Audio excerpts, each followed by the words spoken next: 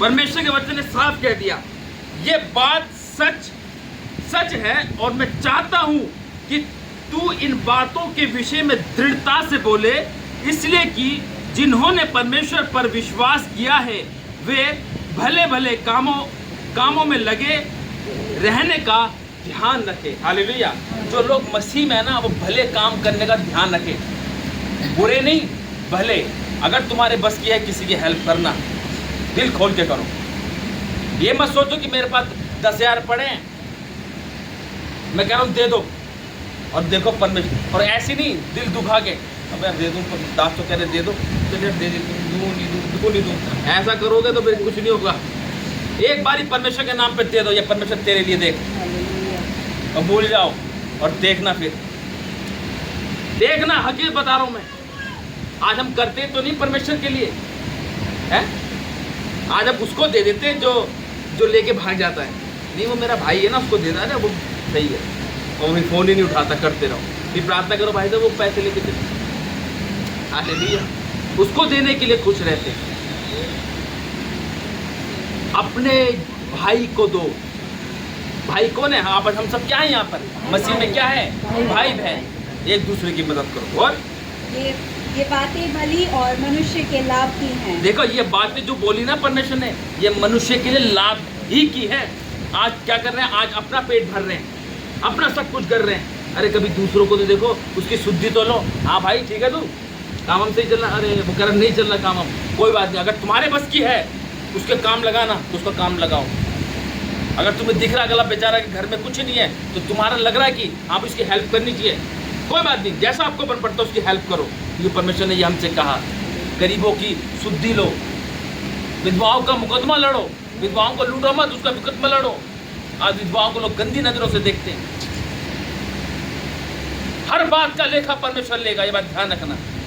इसलिए ज़्यादा से ज़्यादा हो सके हमें मदद करनी चाहिए लोगों की, जो मसीह ने हमको कहता है। और पर मूर्खता के विवादों और वंशावलियों और विरोध और झगड़ों से जो व्यवस्था के विषयों में है बचा रहे, क्योंकि वे निष्फल और व्यर्थ हैं।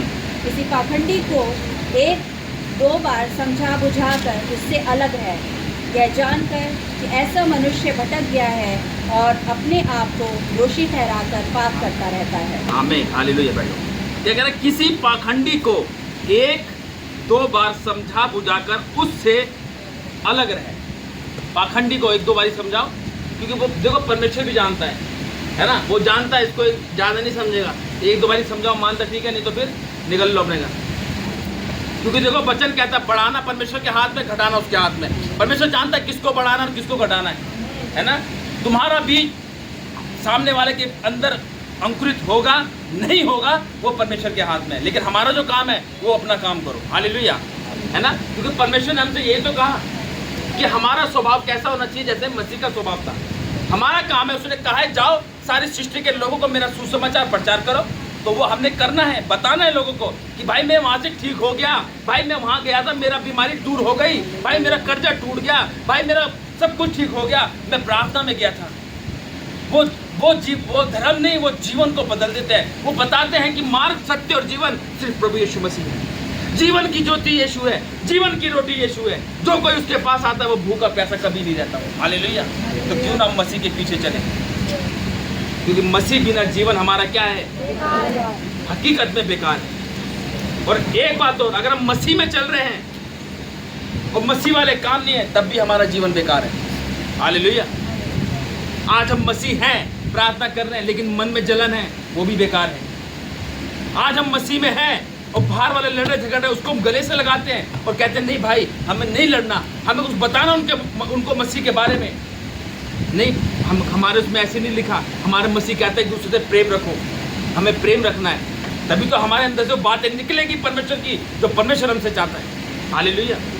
आज से अपने आप को बिल्कुल नरम स्वभाव का बनाओ, बुराई मत करो, जैसे परमेश्वर ने हमको कहा। हालेलुया। बदनाम ना करो, बल्कि उसकी बदनामी को ढांपो, उसकी बदनामी को ढांप दो और उसके लिए प्रार्थना करो ताकि वो भी बचाया जाए। Hallelujah, hallelujah, hallelujah, hallelujah. परमेश्वर का धन्यवाद। धन्यवाद करते सुंदर वचन के द्वारा परमेश्वर हमको आशीष। आइए मैं गीत गाएंगे और अपने बीजों को बोएंगे।